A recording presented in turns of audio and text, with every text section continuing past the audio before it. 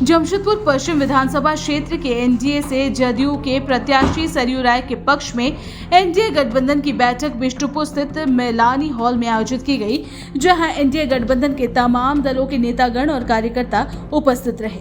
सभी ने इस दौरान मिलकर एनडीए प्रत्याशी सरयू राय को जीत दिलवाने का संकल्प लिया।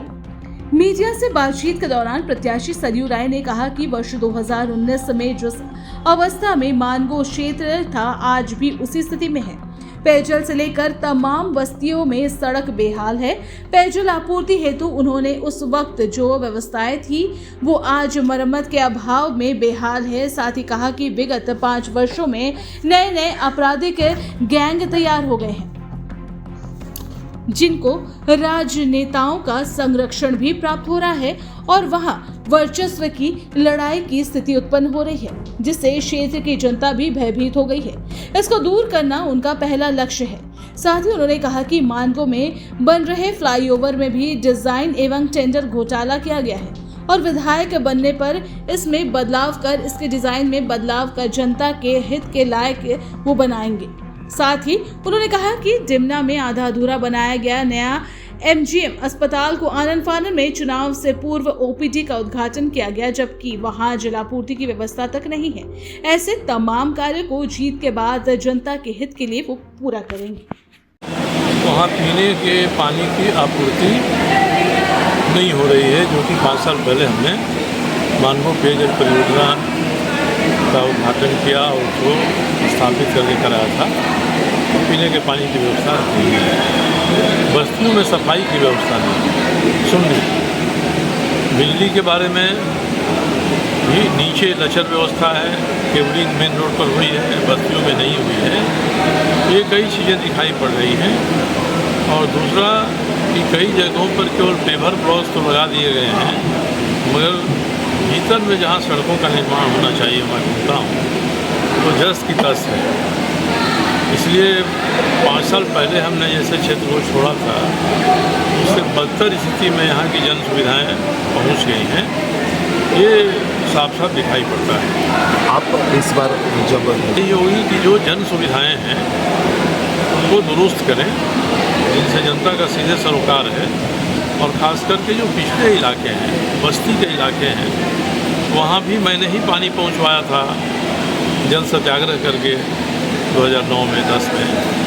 वहाँ भी पानी नहीं जा रहा है। पानी जा भी रहा है तो इतना कम उसका प्रेशर है कि घंटा भर में 1 बाल्टी भी नहीं भरता है। तो मैं उनको दुरुस्त कराऊंगा। बस्तियों में सड़क बनवाना मैंने शुरू किया था। बस्तियों में अब इधर 5 वर्षों में अपराधियों के गैंग खड़ा होने लगे। गोलीबारी होती है और किसी एक गैंग को प्रभावशाली आदमी कोई है, मंत्री है, विधायक है, वो समर्थन दे देता है, प्रतिक्रिया में दूसरा गैंग भी हथियार उठाता है। तो भय का वातावरण पूरे बस्ती में पसरा हुआ है। लोग खुलकर खड़ा नहीं होना चाहते हैं, बोलना नहीं चाहते हैं कि उनके ऊपर कार्रवाई हो जाएगी। और ऐसे नुमाइंदे 4-5 हैं जो आपराधिक किस्म के हैं, जो लोगों के यहाँ जाते हैं और कहते हैं कि मंत्री जी आपसे बात करना चाहते हैं। मैंने सीनियर एसपी को 4 लोगों का नाम दिया है। 302 के मुकदमे में उन पर वारंट है। मैं देखता हूँ सीनियर एसपी पकड़ते हैं कि नहीं पकड़ते हैं।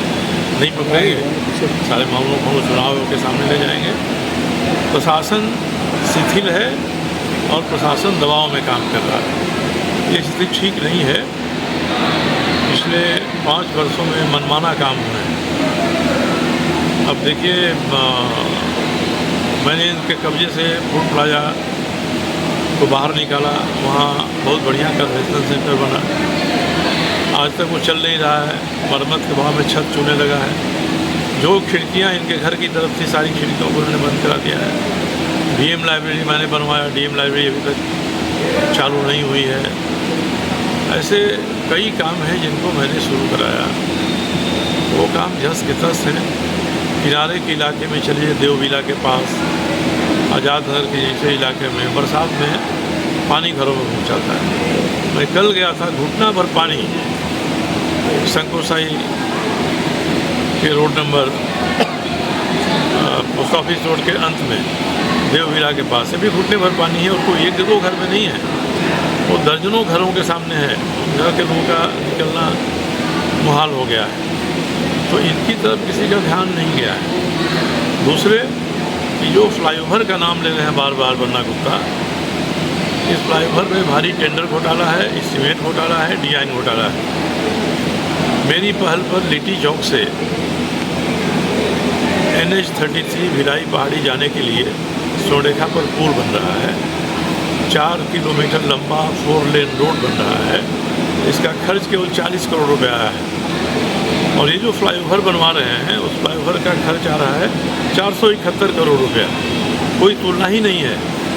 471 करोड़ रुपया एस्टीमेट को बढ़ाकर बनाया गया है, डिज़ाइन को गड़बड़ बनाया गया है जिससे लोगों को असुविधा होगी। मैं इसका डिज़ाइन चेंज कराऊंगा, इसको जनता के हित के लायक बनवाऊंगा। विधायक बन गया तो केवल कमीशन लेना और एस्टीमेट ज़्यादा बढ़वा देना, यही काम हुआ इस रजीम में। स्वास्थ्य विभाग में MGM की स्थिति कैसी आप देख रहे होंगे। MGM सुधर नहीं पाया इनसे स्थानीय मंत्री होने के बाद भी। और एक बड़ा MGM कॉलेज में भवन बनवा दिया है, उसका OPD का उद्घाटन मुख्यमंत्री से करा दिया। उसमें एक बूंद पानी की व्यवस्था नहीं है। 4 वर्षों में पानी की व्यवस्था करनी चाहिए थी, वो नहीं है। तो अस्पताल और OPD जितना रहे कैसे, वहाँ टैंकर से पानी ले जाया जा रहा है। तो इस तरह की बातें पूरे क्षेत्र में हुई हैं। और क्षेत्र में एरिया के हिसाब से लोगों का कहना है कि पक्षपात हो रहा है। एक तरफ सुविधाएं नहीं मिल रही हैं, दूसरी तरफ सुविधाएं बढ़ चढ़ कर मिल रही हैं। ये शिकायत होना है। कोई आदमी विधायक हो जाता है तो जो उसको वोट नहीं दिया उसका भी विधायक है, जिस क्षेत्र में वोट नहीं मिला उसका भी विधायक है। यहाँ तो पक्षपात हो रहा है। जो हमको वोट दिया उसका काम करेंगे। मोदी जी ने नारा दिया कि सबका साथ सबका विकास, और इन्होंने नारा दिया है कि जो हमको वोट दिया उसका विकास। तो ऐसी स्थिति उत्पन्न हुई है। भय, भ्रष्टाचार, आतंक, अत्याचार से इस क्षेत्र को मुक्त कराना है। इस क्षेत्र में ये पसर रहा है। और केवल बस्ती के गरीब गुरबा ही नहीं, यहाँ के जो व्यवसायी हैं, धनी मानी लोग हैं, ये लोग भी भयभीत हैं। कोई ना कोई कार्रवाई कर देंगे, कार्रवाई करा दी जाएगी। इनको हाजिरी देनी पड़ रही है बहुत लोगों को वहाँ। तो मैं इन सारी समस्याओं का निदान कराऊंगा।